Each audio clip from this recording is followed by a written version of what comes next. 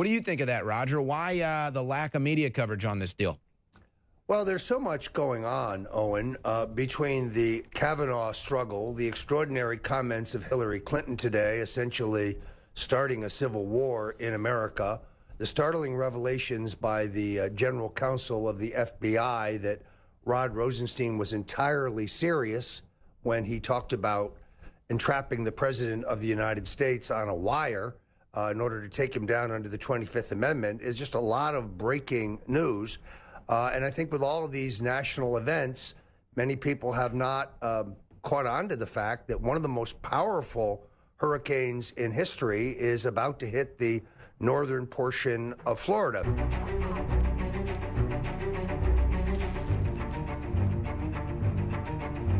All right, ladies and gentlemen, we've got Roger Stone joining us here, but we have a hurricane in Florida that has just made landfall at Panama City Beach. The flooding is already disastrous, and Sean is calling in from Florida. He's just an hour inland.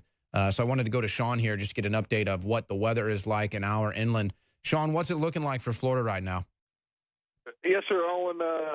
I'm actually in Milton, which is a small part of Pensacola. I'm about 2.5 hours from Panama City, where it's made landfall, Michael. Looking out my window, like I said, 2.5 hours away, you really can't see a whole lot. There's not trees blowing around. It's nothing. I mean, you wouldn't know that there's a hurricane 2.5 hours away that's blowing 150 mile an hour. Put it that way, where I'm at. So I'm actually safe and got a lot of family that's in this area. We're all safe, but anybody in the Panama City area, if you didn't evacuate, well, I sure hope you got your stuff together, because it's nasty. And I don't feel like it got the attention that it needed here locally, and how strong this storm was going to be. Well, yeah, that's what I was saying earlier. It becomes a news phenomenon more than anything. And because this wasn't a news phenomenon, it seemed like nobody really cared, and it just sprung up on people. Exactly. That's it. I'll give a quick shout out. SpaghettiModels.com, Mike's weather page. He's became very familiar or very popular in the last several years, since 2004. He does his own basically website, and he takes all the radars from all over the place and puts them on one page, really easy to see.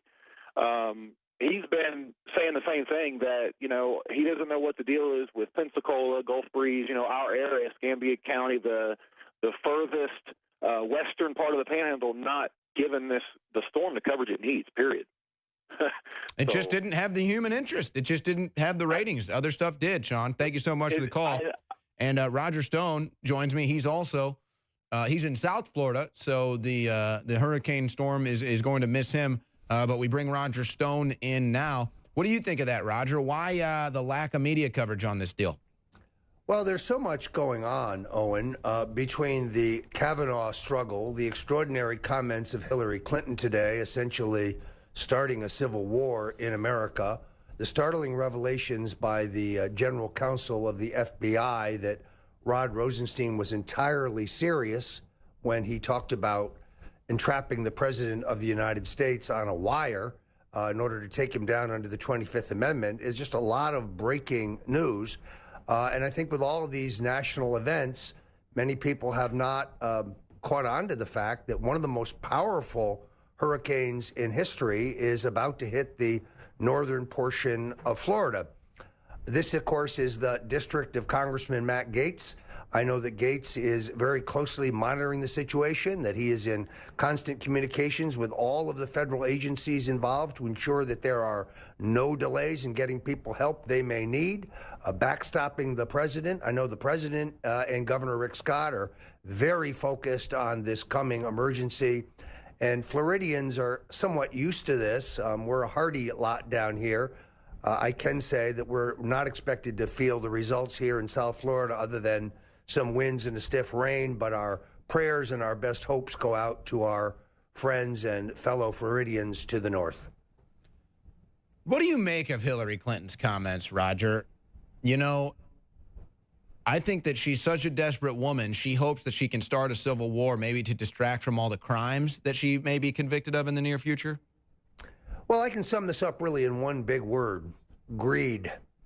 The Clintons are epically greedy. Not only is Hillary a short-tempered, foul-mouthed, self-centered kleptocrat, But she has still not gotten over her defeat at the improbable 2016 election. And she hopes to try to re-engineer this, foment the impeachment of our president, and perhaps take another shot at the Oval Office. We're going to cover this in great length on the other side, Owen, when we continue the Alex Jones Show. But I really think this is about the money. The real question is, with these criminals, how much is enough?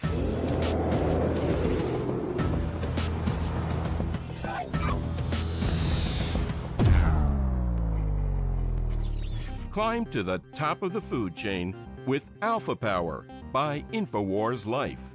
For those who want to increase testosterone and energy levels. Most men know that testosterone levels begin to decline starting around 30 at a rate of about 1 to 2% per year. This drop can show signs such as fatigue, low energy, low sex drive, and muscle loss. Alpha Power is packed with some of the most potent and clinically tested ingredients on the market. The secret is in the synergistic blend of ancient ingredients that have been concentrated into their most potent forms, including Uricoma longifolia, originally from Malaysia, maca root from Peru, horny goatweed from China, and tribulus from India. Reach your alpha male potential with Alpha Power. Head to InfoWarsLife.com and secure your bottle today.